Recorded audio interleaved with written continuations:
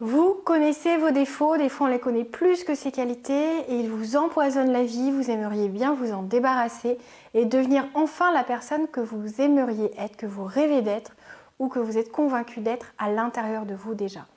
Si vous voulez savoir comment on remplace des défauts par des qualités ou comment on se débarrasse de très mauvais, vilains défauts, écoutez ça tout de suite.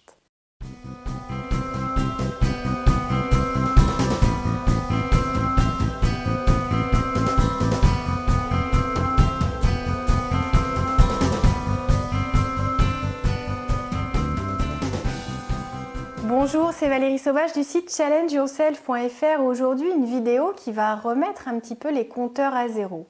J'ai déjà fait une vidéo sur les qualités. C'est important pour être heureux de savoir reconnaître et d'accepter ses qualités. Et bien aujourd'hui, il va falloir accepter vos défauts pour pouvoir avancer. Parce que finalement, si on ne se remet jamais en question, si on rejette la faute et la responsabilité sur les autres, eh bien, on n'avance jamais et on reste avec ses défauts bien collés, bien ancrés et ça ne s'améliore jamais. La baguette magique ne va pas arriver, donc ne l'attendez pas. Essayez de mettre des choses en place de manière à ce que ça soit efficace. Alors, comment est-ce qu'on fait? On prend un papier, un crayon, on fait un tableau. Si vous avez déjà fait les qualités, vous l'avez. Vous avez peut-être commencé les défauts. Je vais vous demander d'aller en profondeur. Vos défauts, même ceux que vous ne montrez pas aux gens, même les points de votre caractère sur lesquels vous mentez, histoire que ces défauts inavouables ne transparaissent pas, eh bien là, je les veux sur la feuille. Vraiment, c'est pour vous ce travail. Il va vraiment falloir ne pas se contenter de se dire bah, j'ai ça, ça, ça en défaut. Non, écrivez-le. Et regardez cette feuille après en vous demandant si c'est ça que vous voulez que les gens voient, si c'est ça que vous voulez voir et si c'est avec ces défauts-là que vous voulez vivre jusqu'à la fin de votre vie. On peut tout travailler.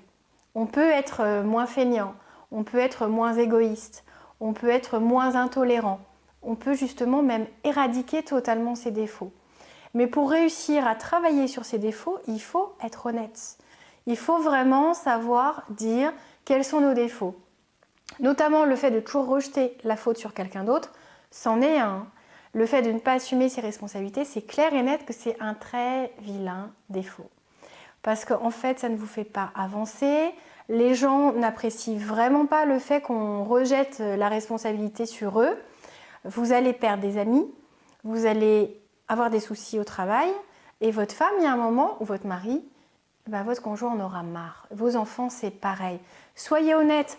Si vous criez sur vos enfants, c'est peut-être pas seulement de leur faute parce qu'ils ont oublié de ranger leurs chaussons ou qu'ils ont laissé leur bol sur la table. C'est peut-être parce que vous n'avez pas eu le courage de vous lever à l'heure ce matin, que vous êtes en retard et que le moindre accroc, le moindre imprévu vous met encore plus en retard. Mais à la base, ce ne sont pas les seuls responsables. C'est parce que vous n'avez pas mis les choses en place. Avant, vous n'avez pas préparé votre journée. Donc, soyez vraiment honnête. L'intolérance, c'est quelque chose notamment qu'on marque assez peu. On n'y pense pas, on pense à des choses plutôt classiques, l'impatience, le perfectionnisme, fameux défauts très prisés en entretien. La timidité, la réserve, tout ça ce sont des choses qui se travaillent. Sauf que tant qu'on n'a pas identifié quels sont vraiment tous nos défauts, alors ça ne va pas se faire en une fois, il faut prendre du temps, il faut faire ça dans un endroit au calme, sérieusement. On ne fait pas ça entre copains histoire de rigoler. On fait ça vraiment sérieusement pour que ça vous aide. Je suis coach de vie. J'aide aussi bien des particuliers que des professionnels à avancer. Si vous voulez avancer, je ne peux pas vous forcer. Si vous êtes en train de regarder cette vidéo, c'est peut-être parce que vous avez cette envie, mais pas encore le courage de le faire.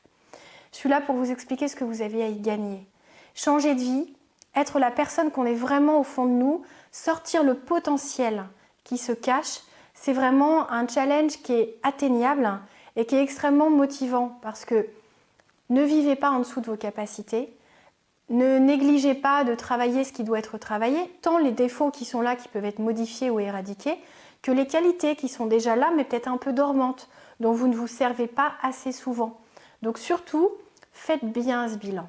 Apprenez à vous découvrir, à vous connaître. Faites-le honnêtement, en toute transparence et vraiment sérieusement. Donc vous commencez et après vous y revenez. Si vous oubliez quelque chose, hop, vous le marquez, vous y revenez, vous complétez. Si vous voulez en parler à votre conjoint, à vos enfants, en lui demandant, voilà, qu'est-ce que tu trouves être parmi mes plus grands défauts? Alors soyez pas susceptibles, sinon vous rajouterez ça sur la liste. Mais sachez accepter. Voilà, c'est pour finalement se confronter aussi à ce qu'on peut dégager. Faut être fort, faut être prêt. J'invite souvent les personnes à se faire accompagner sur ce cheminement-là, parce que des fois ça fait mal. Des fois on se retrouve avec des réflexions qui ne collent pas du tout avec ce qu'on est vraiment, et c'est pourtant ça qu'on dégage. Donc c'est vraiment très douloureux. N'allez pas vous mettre dans une situation de fragilité tout seul comme ça. Pour autant, vous pouvez déjà faire ce bilan vous tout seul. Alors j'espère que vous n'allez pas avoir 3 qualités et 42 défauts.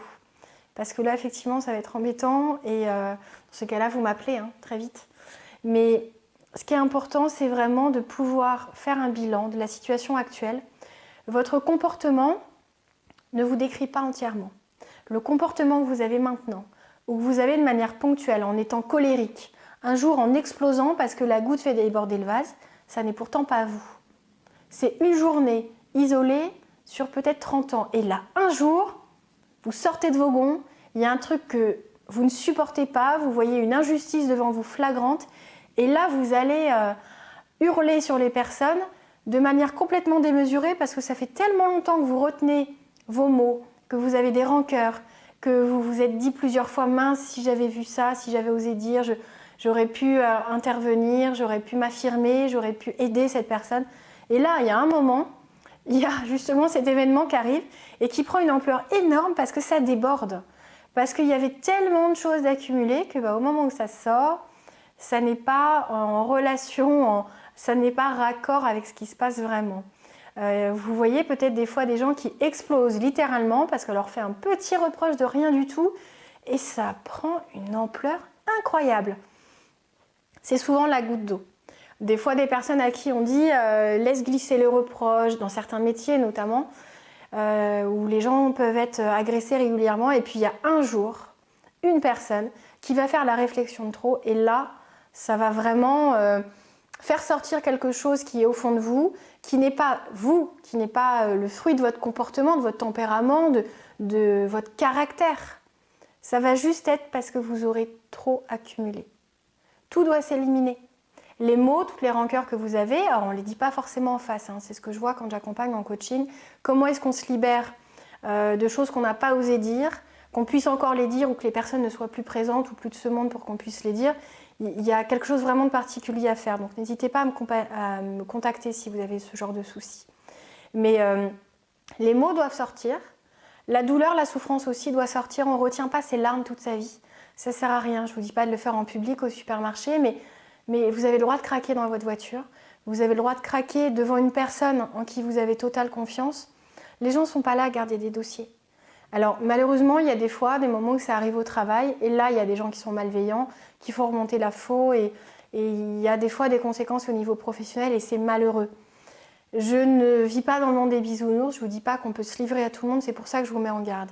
Mais tout seul, craquer, pleurer, se dire les choses, c'est important. Reconnaître ses défauts, c'est important. Parce que c'est aussi avouer la personne qu'on est pour l'instant et s'avouer que ça ne nous correspond pas, qu'on a envie de faire évoluer les choses, qu'on a envie de changer pour devenir meilleur. Alors, ce n'est pas une question de le bon, le mal. On a un potentiel, on peut toujours avancer, on peut toujours grandir, on peut tout développer. Vos enfants, vous les aidez au quotidien, si vous en avez, eh bien, faites la même chose avec vous. Prenez-vous par la main et dites-vous, allez, c'est bon. Ce défaut t'empoisonne la vie depuis trop longtemps, vas-y, on y va, on le change. Alors je ne peux pas vous dire là, défaut par défaut, comment on les change, c'est mis en coaching, c'est très rapide. Donc surtout, ne vous dites pas, je ne peux pas partir sur 2 ans, ça n'existe pas les coachings de 2 ans. Ou alors c'est, par exemple, dans un cadre professionnel, c'est un accompagnement de soulagement. Mais du vrai coaching, c'est pour vous guider, c'est pour vous accompagner à un moment donné dans votre vie, pour vous soulager d'un poids, pour vous libérer de quelque chose qui vous colle au basket depuis trop longtemps et tout seul pour l'instant vous êtes encore englué. Là, faites appel à nous en tant que coach. N'hésitez pas à me contacter si vous aimez ce que je fais, si vous aimez mon approche. Je bouscule, oui, mais je fais très attention aux gens. Donc je fais attention à votre fragilité, à votre passé. Je ne veux pas vous mettre mal pour vous récupérer et que vous vous sentiez encore mieux. Je veux vraiment travailler avec vous, ce qui va vous permettre d'avancer. Donc faites ce travail. Regardez quels sont vos défauts.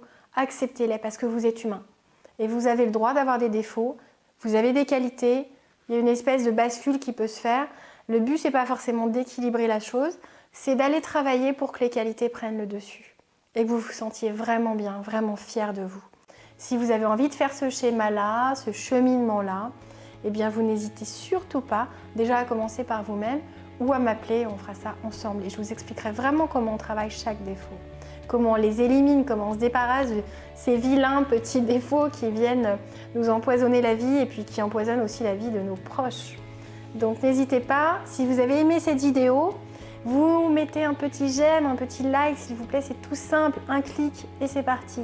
Abonnez-vous si vous avez envie de profiter de plus de conseils, si vous avez envie que je vous aide à vous motiver, à vous booster, à atteindre vos objectifs ou tout simplement à retrouver plaisir et sens à votre vie.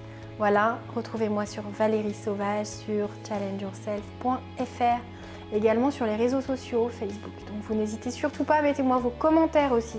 C'est-à-dire que les défauts, c'est des fois quelque chose qu'on n'ose pas dire comme ça au plus proche, mais à des gens qu'on ne connaît pas ou sous une vidéo, on peut le mettre. On n'hésite pas, on se libère là, on évacue. À très bientôt, plus tard.